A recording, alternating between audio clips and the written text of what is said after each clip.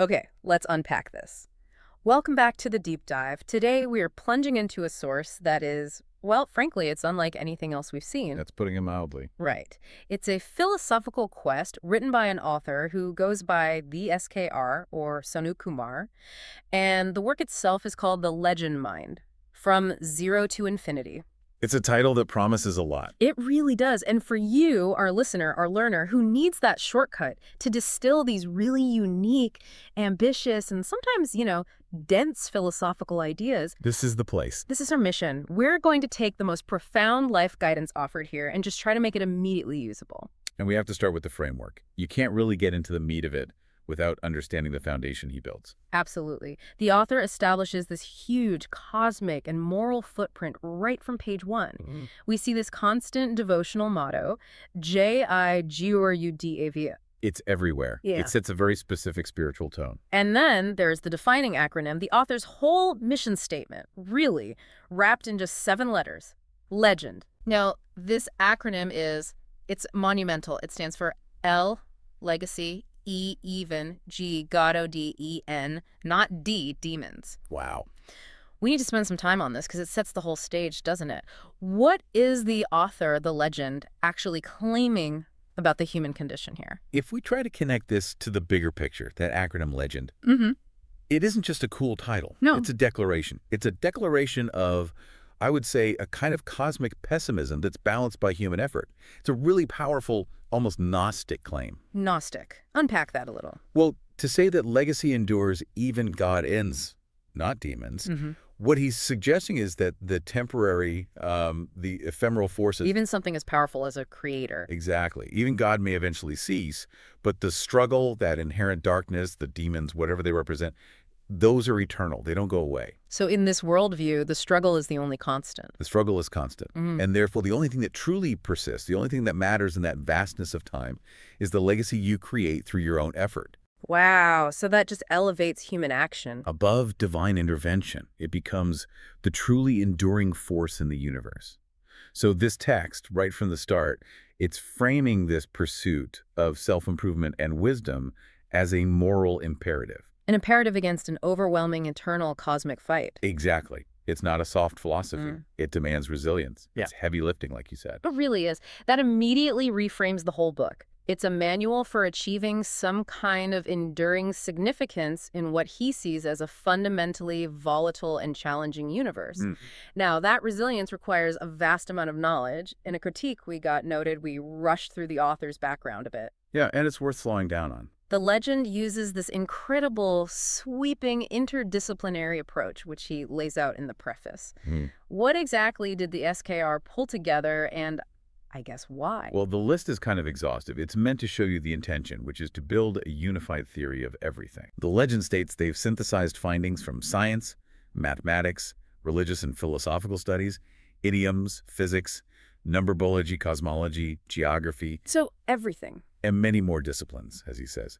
But this isn't just, intellectual curiosity. Right, it's not just collecting trivia. No, it's a reflection of these striking questions that were rising up in the author's own mind. Questions that clearly couldn't be answered by looking at just one field. And that's critical, isn't it? The goal isn't just compiling facts. Not at all. The stated goal is to share an eye-opening process, a whole methodology, to realize the surrounding activity through wisdom and enlightenment. The surrounding activity. I like that phrase. He's taking the data from every known field, from the atom, physics, to the moral universe, religious studies, and he's synthesizing it to define how the legend realizes the world around him. So this whole deep dive is our attempt to understand that unified realization process. That's it. It's a monumental knowledge quest, and it's driven entirely by a personal existential need. Truly ambitious. Okay, so let's look at the philosophical bedrock that supports this massive project. It's right there in the front matter. We have the dedication, which is immensely important. Dedicated to my immortal guru, the Lord Shiva. And this dedication, it just establishes this incredible spiritual gravity. Lord Shiva, the destroyer and transformer, The ascetic, the one dwelling in the mountains. he is the spiritual lodestar. But what's so fascinating, and something the critique pointed out we didn't explore enough, is the trigger for this spiritual pursuit. It's intensely modern. That's right. The legend reveals in the acknowledgments that the key inspiration was being influenced by Lord Shiva's god role in television. I mean, just stop and think about that contrast for a moment. It's amazing, an ancient deity, the epitome of timeless asceticism, providing the spark for a modern philosophical text. Ignited by a role played on a screen. It's the meeting of the mega-universe and the modern medium. And that viewing experience drove the author to seek a lifestyle of zero attraction of the world. Let's talk about that phrase, zero attraction. Okay, because it sounds extreme. It does. But it means achieving a state of non-attachment. It's not just indifference. It's about being liberated from the magnetic pull of material desires, of ego, of all that societal noise. But how do you actually, operationalize zero attraction of the world in real life? That's where the methodology has to come in. And the author states the solution pretty clearly. It was to start living alone, to pursue the curious questions that underpin the whole book. So solitude was the answer. The path to non-attachment and wisdom required solitude. The questions driving all that interdisciplinary research, the very foundation of the book, they're a product of that chosen ascetic isolation. Which was, ironically, sparked by a popular TV show. Exactly. It makes the entire project this outcome of a very specific, observed, and deeply felt spiritual inspiration that mandated withdrawal from the world. In order to better understand it. Precisely. That context is just so vital because it leads us right into Unit 1, 10 Shades of the Legend. This is the structure for the whole process of realization. Yes. The 10 Shades define the legend's attempt to synthesize human experience. The unit is all about these 10 characters or professions the legend observed throughout life. And the list is so eclectic. It's model, king, student, politician, monks, leader. And so on. The one exception being the original God role that he saw on TV. That was the inspiration, not one of the shades to master. Got it. So what's the methodology here? This is the intellectual core of the unit. The legend picks the central activity of each of these 10 diverse professions The central activity. and applies that core skill set to his own personal life. It's not about being all 10 at once. It's about synthesizing the essence of their mastery. Okay, so if we take the king shade, for example, the legend isn't practicing monarchism. No, of course not. He's distilling the central activity of kingship. So that might be, what, decisive leadership? Decisive leadership, strategic vision, or that profound sense of responsibility for others. Right. And for a monk, it would be focused spiritual practice or deep introspection. The model might represent presentation, poise, or confidence. It's an intellectual cross-training regime. It's philosophical cross-training. I love that. And the goal is incredibly ambitious. To master all 10 professions or shades in one lifetime. One lifetime. And this is where the concept of time becomes absolutely paramount. The legend emphasizes giving importance to time, which is called another form of supreme guru in Mega Universe. Time as the supreme guru. Okay, why is time granted this divine status in this specific philosophical context? Because time is the ultimate metric of legacy. Ah, If your goal is to master 10 incredibly complex shades of human excellence, time is the one non-renewable resource that regulates the entire endeavor. It doesn't forgive your mistakes, it just moves on. so to honor time the supreme guru means using every single moment efficiently, precisely, and with purpose. The ultimate disrespect to time would be stagnation, distraction, or dwelling on the past. All wasted energy. So Unit 1 promises a deep swim into efficient mastery. It does. And our first lesson, Chapter 5, View Like a Kid's, is positioned as the most foundational shade. It's the entry point into the entire system. It's the prerequisite. It's the prerequisite for maximizing the efficiency of the supreme guru, time. That makes perfect sense. Before you can master the strategic vision of a king or the discipline of a monk, you have to clear out all the accumulated mental debris. You have to reset your operating system. Okay, let's take that deep swim now into Chapter 5. And we'll treat it, as the critique suggested, like a detailed line-by-line analysis of a vital scene in the legend's life manual. Sounds good. The chapter opens with the core thesis statement, which is the entire engine of the legend's method. Looking at the world through a child's or kid eyes is a powerful way to gain wisdom. The powerful way. And that power comes from the immediate contrast with the adult experience. The text says adults are burdened by the complexities and assumptions that inherently block simple, direct, and honest insight. We carry so much failure, fear, ego, history. It's like an invisible, heavy backpack just weighing down our mental clarity. And all that mental noise is the complete antithesis of his goal of zero attraction of the world. Exactly. So the first key insight the legend unpacks, the first pillar of this kid view, is letting go of preconception. Okay. The child's advantage is profound. Kids lack a rigid view of how things should be. They aren't held back by past failures or societal expectations. It's this lack of baggage she talked about. It allows them to approach every single situation with a fresh, uncorrupted mind. Right. But here's the critical challenge, and we have to address this for you, the learner. In the adult world, in engineering, surgery, business strategy relying on old, proven solutions isn't just a preference. No, it's essential. It's safety. It's professional competence. So how does the Legends mandate to set aside your assumption and biases and see a problem as if for the very first time? How does that apply without leading to, recklessness? And that's where the nuance of the legend's instruction is just crucial. It's not about ignoring foundational knowledge. A surgeon shouldn't forget how to do surgery. Right. It's about dismantling the assumptions that underpin that knowledge. For that surgeon, the procedure is fixed, but the legend would encourage asking, why is this the only way we do this? What unseen bias is limiting innovation here? So it's about looking at the process, not just mindlessly executing the result. Yes. The adult lesson is derived from the child's methodology. When you're faced with a problem, you must set aside your assumption and biases. You're not removing your history. You're removing the cognitive shortcut that says, oh, I've seen this before. I already know the answer. Because that shortcut might be leading you down the wrong path. It might be. And the simple approach the text promises can lead to surprisingly effective and creative new ideas because it forces originality. It compels you to find solutions that bypass your own accumulated failures and biases. So if we're visualizing this in a movie scene, it's that moment where the adult character stops just staring at the locked door. Mm-hmm. And instead, they look at the door handle, the hinge, the surrounding wall, as if they had never seen a door before in their life. It's radical defamiliarization. That's a great way to put it. And that leads naturally into the second insight, which is where the energy of the child's mind really kicks in. Embrace wonder and curiosity. Yes. This part is beautiful. The legend paints this so well. A child finds magic in the mundane, right? A snail on the sidewalk, a rainbow after the rain. Everything is a source of wonder and a question waiting to be asked. And this isn't just a passive appreciation. This is a state of constant open source learning. And it's fueled by the relentless pursuit of one word. Why? And this is where adults suffer such a tragic loss.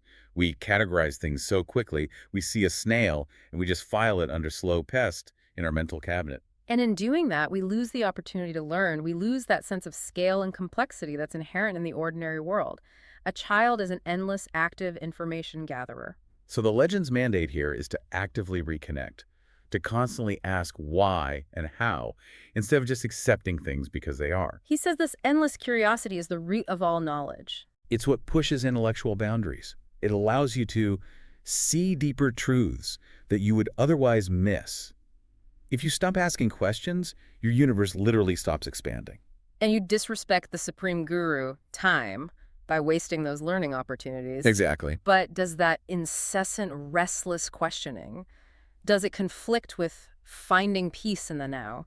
How does the legend reconcile that restless mind, which we'll get to in a moment, with the third pillar, find joy in the present moment? And that is the critical bridge. It's a fantastic question. The legend acknowledges the constant movement of the mind, but the key is where that movement is directed. Okay. Kids, he says, are masters of living in the now. They're fully engaged in the game, the story, whatever the moment is. They're literally ignoring yesterday's mistakes and tomorrow's complex plans. They're not worried about their 401k. Not at all. And the text identifies the adult stress trap perfectly. Much of our stress and unhappiness comes from dwelling on the past or fearing the future. So adult restlessness is often driven by anxiety and regret. Whereas child restlessness is driven by observation and curiosity. That's the difference. So the child's mind is restless, but it's focused. The adult mind is restless and it's scattered. Precisely. By learning to be fully present, by directing the energy of that restless mind solely to the current observation or task, we cut the magnetic pull of the past and future. Which aligns perfectly with the goal of zero attraction of the world. It does. This practice helps us make clear decisions and appreciate the simple joys of life, which is a key part of true wisdom. It's a very practical application of spiritual discipline to find contentment and peace within a highly competitive world. Okay, moving to the fourth pillar. Accept and express emotions freely. This one really hits home. It addresses the authenticity problem we all seem to develop as we get older. He really does. Kids show their emotion in true ways. They cry when they're sad. They laugh with full intention when they're happy. It's radical honesty. And the adult contrast is so sharp. We develop these complex rationalizations. We mask our feelings to maintain professional composure or social acceptance. Which the legend notes leads to confusion and inner conflict. And that inner conflict is the enemy of wisdom. The wisdom of a child's perspective is that emotions, whether they're positive or negative, are simply data points. Data points. I like that. They have to be processed without judgment or modulation. They feel their anger, they fight in a not cruel way, as he says, and then they move on. There's no lingering malice. None. Only immediate raw processing. And this emotional honesty is so crucial because it allows for genuine self-awareness. You cannot be wise if you are lying to yourself about what you feel. The text elevates this self-awareness to the absolute foundation. It's the foundation for all other wisdom. Without it, everything else is built on sand. Okay, so we've established the 4 pillars: fresh eyes, endless questions, present focus, and honest emotion. Now, the legend shifts from just observing behavior to declaring the philosophical nature of the child. Yes, he goes deeper. Let's move into section 3. Detailed kid behavior, and explore this idea of divinity and the unique psychological independence that's inherent in a child's nature. Okay. Let's tackle the most profound claim first. The declaration that kid is another form of God. I mean, that is huge. It is a massive statement. It goes way beyond simple endearment or, saying kids are cute. Right. This is a moral and theological placement. It is. And the justification he provides is based on a standard of innocence and the very nature of divine forgiveness. How so? The legend argues that if small kids do wrong thing, then God forgives his false activity because due to lack of knowledge or information in that particular small kid. Okay, so it's about intent. It sets a crucial standard. God's forgiveness in this model operates on the basis of intent and understanding. Since a child operates without fully developed moral reasoning or information, their actions, even when they're wrong, are treated with grace. Their innocence grants them a status akin to the divine because they lack malice. Exactly. And this means that when we as adults seek to recapture the kid view, we are seeking to return to a state of radical, forgivable innocence. That gives the adult a massive goal then, to operate with such clarity and lack of malice that our own mistakes might also be forgiven, because we're acting based on the purest information we possess in that moment. That's the ideal. And this state of constant, pure operation leads directly to the fascinating psychological description of the child's mind as a monkey mind, or in Hindi, chanchal mind. The chanchal mind. It means restless, constantly moving. Mm-hmm. In modern psychology, this is almost always associated with distraction or a lack of focus, like ADHD. We were critiqued for not fully contrasting this. So how does the legend transform this often negative concept of the chanchal mind into a positive learner mind? This is a point of significant philosophical reversal. It's one of the most interesting parts of the chapter. The legend does not see this restlessness as chaos. He sees it as potential. He sees it as the engine. The chanchal mind is a mind that do lots of new activities in daily routine of life. It's constantly running parallel processing threads, observing, testing, engaging, integrating new data points all at once. The key connection is how the legend links this inherently restless mind to the learner mind. A learner mind is defined not just by activity, but by the patience to do same activity many times as part of patience in that activity. Ah. So the child who keeps trying to fit the square block into the round hole or asks why 50 times about why the sky is blue. They aren't distracted. They No. are relentlessly investigative. They're running an experiment over and over. So the chanchal mind isn't the inability to focus, but the drive to focus relentlessly on new inputs. And the patience is demonstrated by the sheer number of repetitions they're willing to do to achieve mastery. It's the ultimate iteration machine. Wow. And it suggests that true learning requires a highly active, almost agitated curiosity, but that curiosity must be coupled with the stamina to try and fail and try again. That tireless investigative nature is what the legend is urging adults to reacquire. To move from that anxious adult restlessness back to an investigative child restlessness. That's the goal. And this inherent nature, this raw investigative innocence, is then compared to innocent kind creature like dog, cat, elephant, or many other creatures in the world. And why that comparison? What's the specific point he's making? The comparison is powerful because it highlights a specific type of authenticity. The creature and the child, in his view, share two characteristics vital to the legend's philosophy. Okay, what are they? First, they don't know about what is right or wrong for him, which is that innocence of intent we talked about. But second, and this is more instructive for the adult seeking independence, they don't care about his society, what they think about it. They are unburdened by social judgment. Radical sincerity, unburdened by social judgment, external expectations, or the need for status. To achieve the kid view is to shed that skin of societal expectation and reclaim that fundamental, sincere indifference to external opinion. In that second point, that's the path to the independence the legend is striving for. It moves us closer to that state of zero attraction of the world. It's a key component. Okay, circling back to emotional expression for a second. The legend uses the child's honesty to make a crucial point about emotional integrity. They don't just show emotion, he says, they show it in true ways. We noted they fight in a not cruel way. Yes, and that detail is so key. A child's fight is immediate, it's expressive, and it's temporary. It's an authentic release of energy. It lacks calculation. It lacks the calculation, the malice, or the long-term planning that defines adult cruelty.